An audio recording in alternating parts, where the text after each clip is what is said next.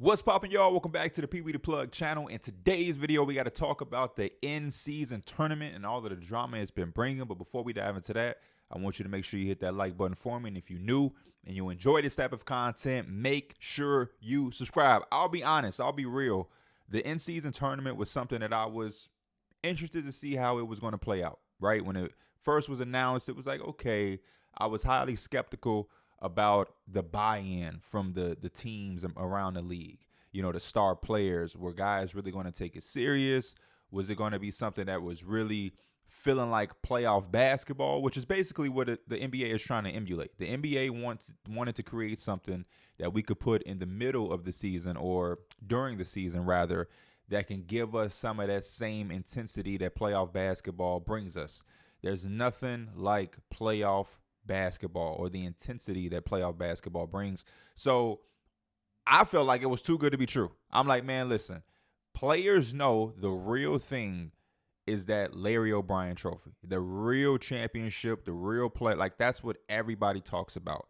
You know, when we talk about legacies as fans and media people, everybody is bringing up rings and this championship mindset, how many finals appearances and what you did in the playoffs. What do your playoff numbers look like? Who's a playoff performer? Who's a playoff flopper? So in my mind, I'm like, when they try to introduce the in-season tournament, it's a good idea and it's somewhere to start. But I just wasn't all the way sure how teams and players were going to take it serious. I didn't know if stars would play in it. I didn't know if teams would be like, nah, you can use this day as a rest or whatnot. I was wrong in my my skeptical mindset. This has been phenomenal. I'm loving it. A lot of people are still skeptical and saying, man, maybe this is just like this because the first year and the next few years it may be simmer down. The excitement may go down. I hope and pray not. Pray that it doesn't, because like this has been everything that you can ask for outside of playoff basketball. So the first game that we had in the quarterfinals was the Pacers and the Celtics. The last time these two teams faced off, that game was not entertaining in any type of way, and it was a game that Pacer fans have tried to remove from their memory. Obviously, Tyrese Halliburton didn't play in anything like that, but they lost by 50 points. There's never a situation where a team and its fan base wants to lose by 50 points.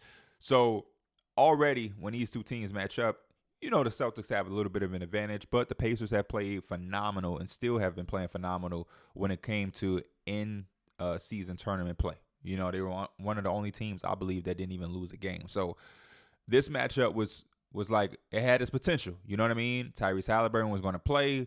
The Celtics also didn't have Kristaps Porzingis. So this was going to be something that you maybe can see potential of having a playoff moment. And boy, they did not fail.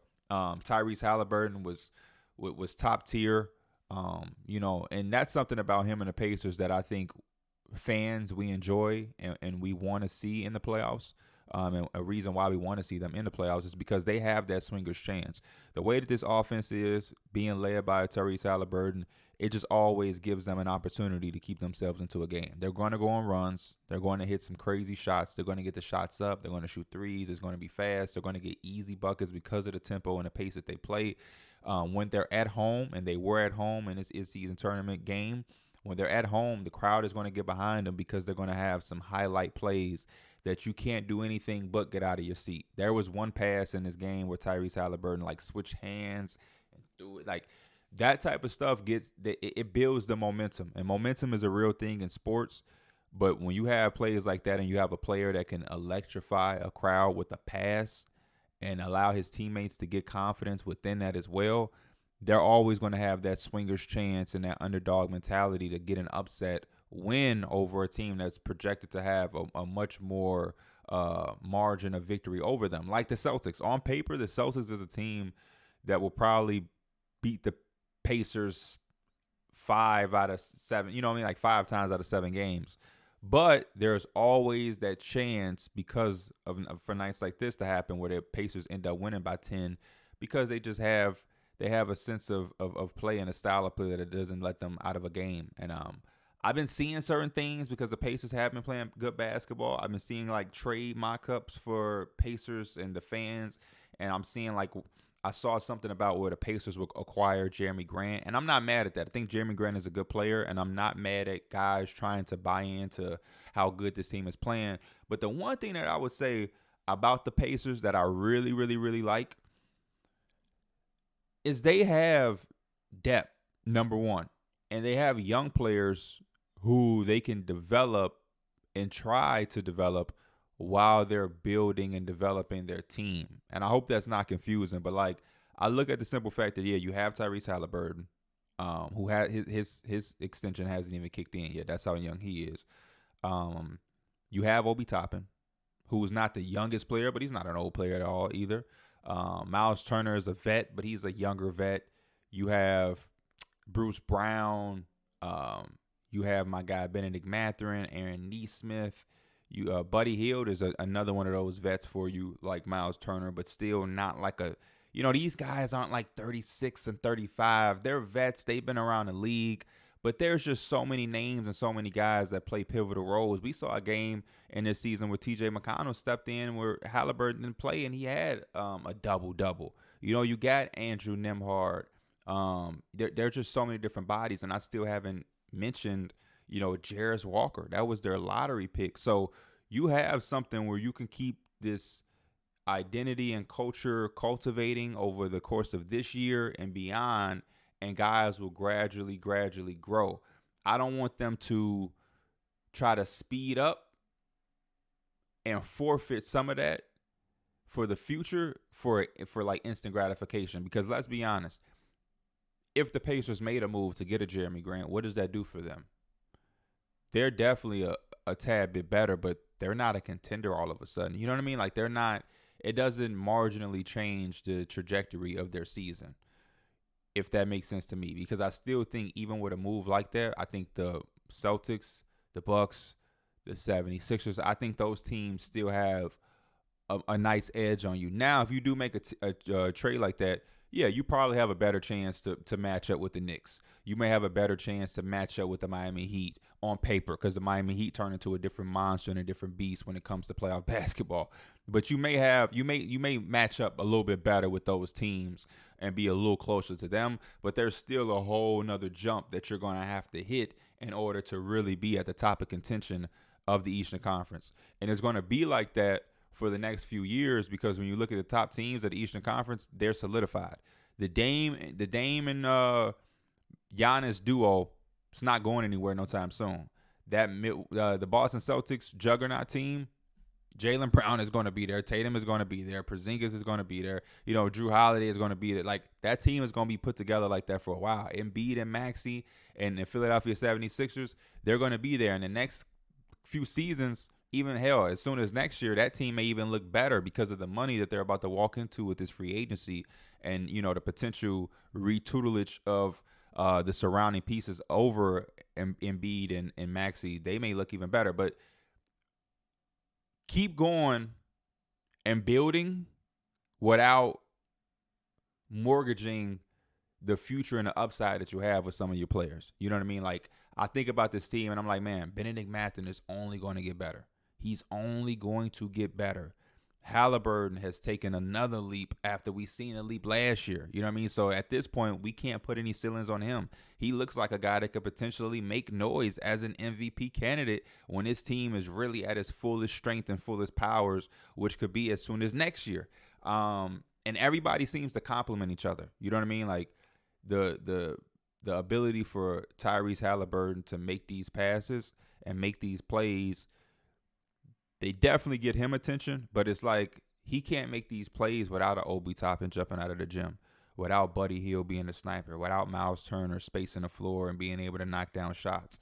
You know what I'm saying? Without Bruce Brown being a go-go gadget type guy, you plug him in and he does a bunch of different things. Aaron Nesmith, this is some of the best basketball I've seen Aaron Nesmith play in his career. We saw some stretches from Jalen Smith coming off that bench. Nembhard, like, there's a lot of continuity, chemistry, and fit here that I just don't want to see them give up to be a little bit better. Now, if there's ever a time where there's a legitimate star and you're pairing him with Halliburton and that's going to go out of, then I get it. You know what I'm saying? If Zion Williamson was for some reason on the block, and it's like, man, Pacers you could potentially pair Halliburton and Zion, then I get it from that standpoint. Then yeah, you got Jarris Walker. You know what I'm saying? You got um, Benedict Mathurin. I almost said Buddy Hield. I don't think the Pelicans. Benedict Mathurin. You got some young guys, some future assets, some big time contracts that you can use to match. Hey, by all means, go make that happen. But for somebody like Jeremy Grant, who I like, but already has a lot of money allocated to him, Pacer fans, I don't know if that's the move. But again, incredible win. The Pacers end up going into the Final Four, which we'll see them play tonight. And then Saturday, we got the championship game. It kind of feels like college basketball. Even right now, I'm looking at the bracket in front of me for Las Vegas. It really does give you that college basketball feeling when you talk about Final Four, championship game. But yeah, incredible win. Halliburton set the tone. And what I love about them also, real quick before we switch gears, is you get input for everybody. Like Halliburton he might lead the team in scoring one night. He might make, he had the big 4-point play that, of course, everybody talked about. But like Buddy Hield knocks down timely shots. Buddy Hield may not have 37 points or 15 assists, but he's going to give you a big 17 that you need. Bruce Brown, in that game, he had 13, 14 points. He had 4 rebounds, 3 assists, 3 steals. You know what I mean? Like just a little bit of everything. Miles Turner can make some big-time defensive stops. He can hit some big threes. Obi Toppin, we know he can hit some shots. He can catch some lobs. Benedict Mathurin, he's one of those guys that can create some shit for himself when everything is kind of at a halt, or when Tyrese Halliburton goes to the bench and you still need some scoring. He can do that. I think Andrew Nembhard keeps the team afloat and balanced off of the bench, or even if he has to coexist and play next to Halliburton, he still fits. It's just like one big gigantic team that all just kind of fits together and adds into the game. You look at the box score numbers for this team on any given night, you'll see a consistent Halliburton he's gonna be at the top for the most part. You're gonna have 20 something points from him, double-digit assists, but you'll see 13 points, 14 points, 12 points, 15, 6 rebounds, 7 rebounds, 8 6 assists. Halliburton 15 assists, another 4 from this guy, 2 steals, 1 steal, 3 blocks, 2 blocks, 2 blocks. Like just everybody doing a little bit of everything, and that gives me a pleasure to watch them play. So I like this team, and I'm not gonna lie, I am rooting for the Pacers. I am rooting for the Pacers the whole way through. When I look at the Final Four, we'll get to the other games that have happened and to come. Pacers Pelicans, I need it. Pacers, Pelicans, please, please, please. The 2 underdogs, and just let them dog it out with some excitement. But shout out to the Celtics. No big deal. They lost. Tatum and Brown tried. Again, they didn't have Porzingis. Al Horford had to start in for him in place of him. They're still the team that I would project to win the NBA actual championship. So it's really no big deal for the Celtics. That 4-point play and then the 3 from Buddy Hield after that from the inbound play, that really kind of hit them hard. Shout out to adjustments, though. Playoff type basketball. Because in that first half, they were definitely getting anything that they wanted, especially Jaylen Brown and Tatum. Moving on to the other East quarterfinals game. Definitely will not be speaking on this game as long as I just spoke on the Celtics and Pacers. The Bucks just had their way with my Knicks. And I think that these are the type of games that I like for the Knicks. I definitely don't like losing, and I don't like losing bad. But these are the reminders that we still have a long way to go. And I say it all the time, even as a Knicks fan myself, Knicks fans can be a little bit annoying and they can be a little delusional about the type of team that we have. And I don't think there's anything wrong with wanting for the best and rooting to have some crazy magical year. But again, similar to what I said about the Pacers, we're still a gap behind some of the top teams. Those 3 top teams of the Eastern Conference, there's a gap between us and them. Yeah, there's also a gap between us and a large pack of the rest of the Eastern Conference that I think we're a legitimate playoff team. Like we shouldn't be in play-in contention. We can actually fight for home court advantage. There's a real opportunity for us to get that 4th seed and be at home. But man, we're in the middle of the pack. And sooner than later, or at some point, whether it's trade deadline, after this season, we're going to have to come in as an organization and have some tough conversations about the players that we have. I understand that a lot of them are good, solid players, but until we go out and get one of those guys, I just don't know. I think Julius Randle is a really good player, and on some nights he can be phenomenal. I definitely think that Jalen Brunson, in totality, is our best player. Him and Julius are going to have stretches where they go back and forth. Right now is a stretch where Julius has been head and shoulders the best player for the Knicks just during this stretch. But I think over the course of the full season and based off what I've seen last year and in the playoffs, this team goes as far as Jalen Brunson takes us. When he is our best player and he's at his best, highest peaking powers, the Knicks can beat anybody. And I think that's the difference between him and Julius Randle. Even in this game against the Bucks, we lost by 20 plus points. Julius had 41.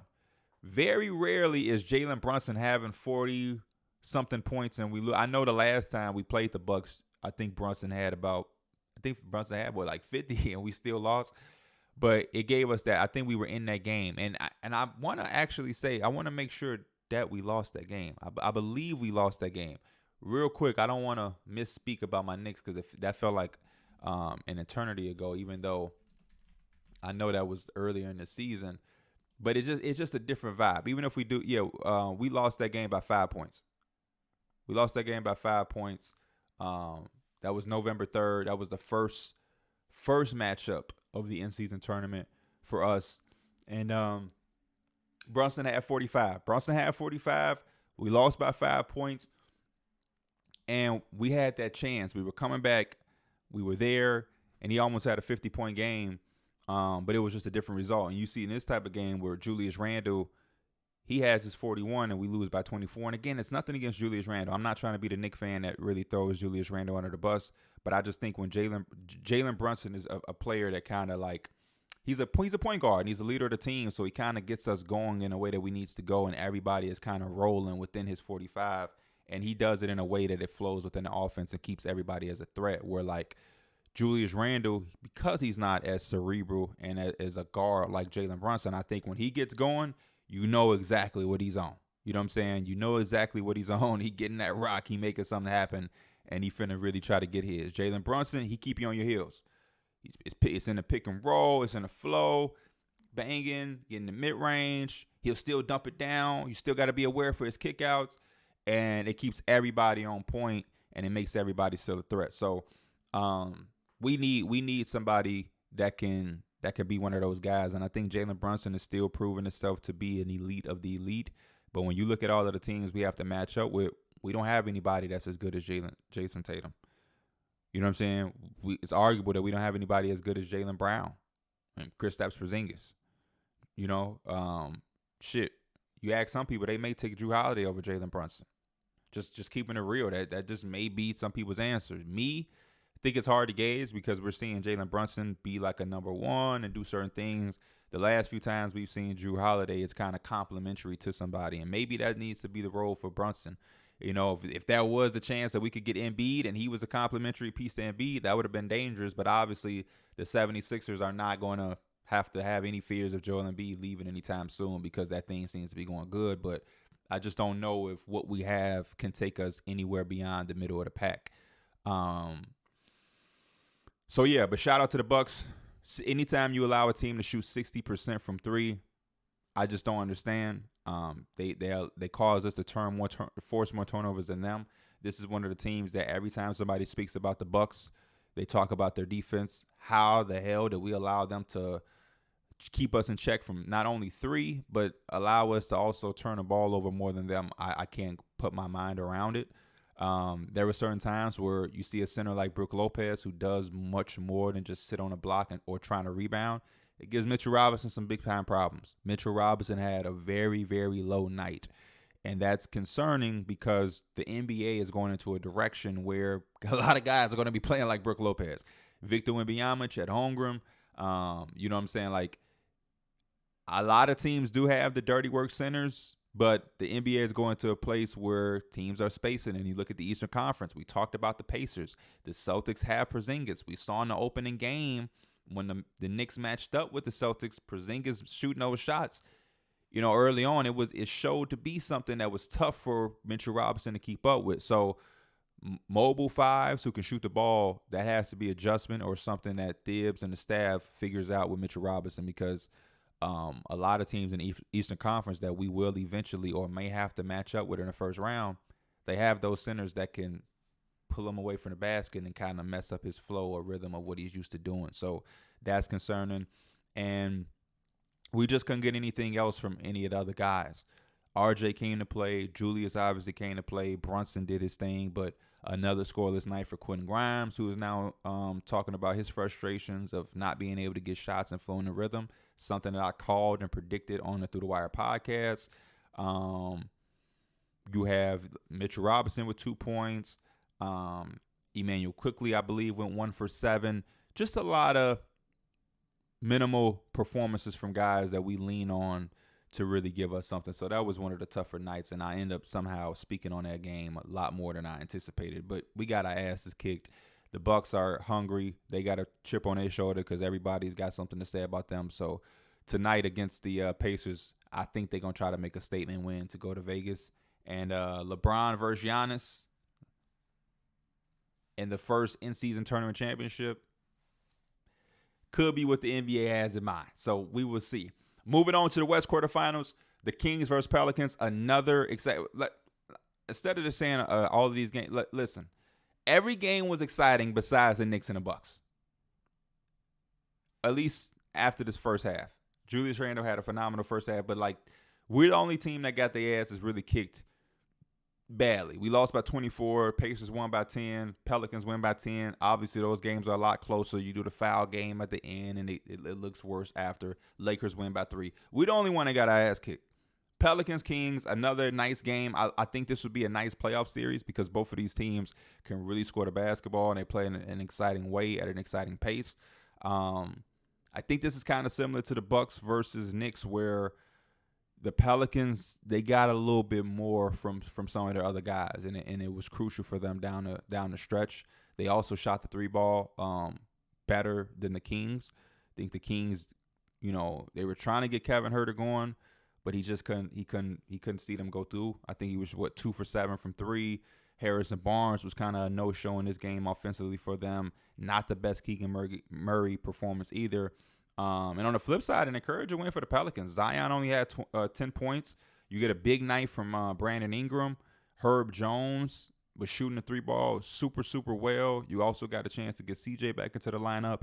One of the things going forward that you like to see a team get healthy, but I'm also a little disappointed that my guy Jordan Hawkins is now losing some of his minutes and kind of falling out of the rotation there because there's so many bodies out there in New Orleans. But I love a win like this where Zion has 10 points and you still show that you can have a win against a really, really good team. And De'Aaron Fox was doing everything in his power to win this game. And you still had a guy like Brandon Ingram that you could rely on down the stretch that really was helpful to pull this game out. Sabonis had a really nice game as well. Him and Valanciunas going back and being 2 bruisers was a nice matchup. I truly think that this would be a really, really good playoff series. Trey Murphy came off the bench, gave you about 16. I think Malik Monk had a 20, a 22 or something off the bench for the Kings. Sign me up for 7 games of this. Full healthy squads, 7 games, back and forth, scoring. You got depth. Malik Monk could come out and have a 30-point game. Trey Murphy could do something crazy. You have Davion Mitchell off the bench for the Kings. Jose Alvarado off the bench for the Pelicans. Maybe they guard each other and annoy each other for a little bit. You got Sabonis down low, Zion down low. You got Silky Smooth B.I. You got De'Aaron Fox, Silky Smooth. These are mid-range guys who can get their shit going in the midi. This would be a really, really, really, really good playoff series. Kevin Huerter letting it fly from 3. Herb Jones and his defensive prowess. Keegan Murray letting it fly from 3. Trey Murphy. Yeah, this would be nice. This would be nice. Let's pray to the basketball gods for Pelicans and Kings playoff matchup way down the line in April, May. Let's Please, basketball gods, I'm asking you as a fan of basketball. Pelicans Kings, lock me in for that one. And then the last game of the quarterfinals out west, you got the Lakers and the Suns. Obviously, super controversial call at the end. I'm not gonna lie, y'all. I think it was a timeout. I think it was a timeout. In real time, though, is my bone to pick. I think it's a timeout after replays and replays and replays and replays with hindsight way after the fact. But in the moment, heat, bang, bang, call, it is tough to believe that a ref was able to see and acknowledge LeBron's timeout while being able to know who had the possession. That's all my case in point is. Definitely in real time, I thought he didn't have possession. I've seen the replay about 1,000 times now.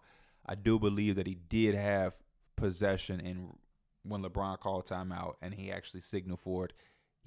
It was just perfect timing because a millisecond to 2 milliseconds later, he loses the ball, and I don't think they would have had full possession. So I know that's not what the basketball people want to hear because we wanted overtime.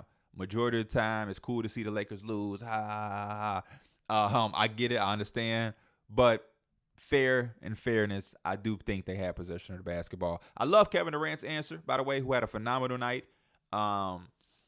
You don't ever want to really blame a call or depend on a call to help you pull out a game like that. And I respect that. That's a real basketball player's answer. You know what I'm saying? You want to win that game because you made the right amount of shots. You got the right amount of stops at the right time, and you was just able to outscore them, outdefend them, and you earned that win versus they didn't call that call. And it was a controversial call. It was a big call and part of the game. But ultimately, as a true competitor, it's like, yeah, but we had a lot of different plays where we could have not put ourselves in that position to begin with. Really good series. This would be talking about the Kings and Pelicans. This would also be a really, really good playoff matchup, in my opinion. I love the way that Devin Booker runs this team and makes it happen with his scoring. Not his best scoring night, but I just love their all-around play from him. They got a big game from Grayson Allen. And that was probably the most disappointing thing. I think when you get performances like this from Grayson Allen or whoever, one of your other guys that isn't a star, you kind of want to win and capitalize those games. I just think they needed a little bit more, just a little bit more from everybody else or from somebody else. Eric Gordon really gave you a minimum performance. Nurkic from an offensive standpoint with like 2 or 3 points. That was very minimal. You know what I'm saying? Like, nobody off the bench really did anything crazy. I think Jordan Goodwin gave you a little bit, but Keita Bates-Diop, I don't really remember his presence being out there on the floor. I don't even think Yuta played, and if he did, it was very minimal. I don't have a memory of Yuta playing in this game. Drew Eubanks gave him some good minutes. Okogie, I don't remember scoring. So they just needed a little bit. And you look at the Lakers guys, the Lakers guys, they did that in this game. And a lot of games where the Lakers are at their best, they get that. It's not that Cam Reddish is giving you 25 points, but it's just enough to get the win. It's just enough to edge the other team out. Max Christie, I think he made 1 3. You know what I mean? Rui Hachimura had a 3. Like, it isn't crazy out of this world performances, but it's just enough to beat another good team when their bench has players that's giving you 0, 0, nothing, or 1 of this, 1 of that. It's like if your bench could give you just this much, it gives you that much of an advantage because all you need is 1 point to win.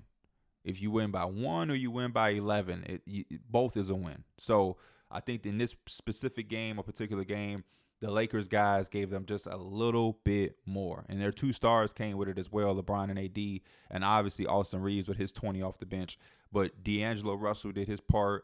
Like I said, Max Christie, Rui Hachimura, Cam Reddish, and what he does as a defensive guy now. I actually seen him make some irritant plays. He's kind of getting into guys and kind of getting them frustrated a little bit, just enough to just disrupt a rhythm or a flow. So I'm liking that from the Lakers. Like I said, in the Final Four matchup, I'm definitely rooting for the Pelicans. If I had to predict, I would predict the Lakers. It's going to feel like a home game. We know their fans travel. LA and Vegas, damn near neighbors. And I believe LeBron definitely want to be the first with the in-season trophy. And I think that's why, again, there's some people that are a little skeptical about how much this is going to continue over the years. But right now, we are getting top tier performances, and we're getting guys buying in like this is the playoffs, and they are playing for a Larry O.B. So I think LeBron having that type of mindset, Anthony Davis, he's also been aggressive in playing with that type of mindset. It's going to be hard to beat them. But a young, hungry team like the Pelicans with Zion, Ingram, Herb Jones and what he does defensively. Valanciunas ain't going to make it easy for Anthony Davis. CJ McCollum, Trey Murphy, Jose Alvarado. This team is hungry and ready. Pelicans, do it, baby. I love the underdog story. So I'm let's go Pelicans. And then on the flip side, the Bucks are going to be tough. The Bucks are going to be tough because Giannis, who is your answer for Giannis? You know what I mean? Like, potentially could get Miles Turner into foul trouble if you do that. If you put Miles Turner on Brook, he can bring Brook away. And now what do you have? Obi Toppin, it's food. Who's your point of attack defender for Damian Lillard? It's going to be food. But the Pacers have a chance to take advantage of something my Knicks didn't. And that's the weakness of the Bucks defense. The Bucks struggle defensively, man. The Pacers can really pick on Damian Lillard. They can really push the pace, get easy buckets, get to that foul line, and take advantage of the fact that the Bucks are just not there defensively. And a large part about defensive prowess for a team and defensive efficiency is communication. And a team like the Pacers, who run and do a lot of different things all the time, constant, against screeners, open shooters, boom, boom, boom, boom, boom, you have to communicate. They could dive into that and give themselves that swinger's chance because of the offensive pace and rhythm, and they could pull this off. And I would love to see both teams do that because I think a championship in-season tournament with two underdog teams that are more so on the younger side could be just as entertaining as LeBron versus Anthony Davis or LeBron and AD versus Dame and Giannis. That's my personal opinion. We will see. Y'all let me know y'all thoughts and feedback, how y'all been feeling the in-season tournament. Again, I just wanted to be honest. I was a little bit skeptical about how this would play out, about how serious it would be taken, about how the basketball would look. For us to have a Final Four and only really one team get their ass kicked, that's kind of phenomenal. And even still, when you look at the matchups, I may like the fact that the Lakers are the favorite, but I don't think that this is like a foregone conclusion. I don't think this is like a guarantee. The Pelicans, you can't sleep on the Pelicans, and the Bucks can't sleep on the Pacers. So y'all let me know in the comments as always, and I'll be on the lookout. Until the next video, I am Pee Wee the Plug. I'll see y'all next time. I'm out. Peace.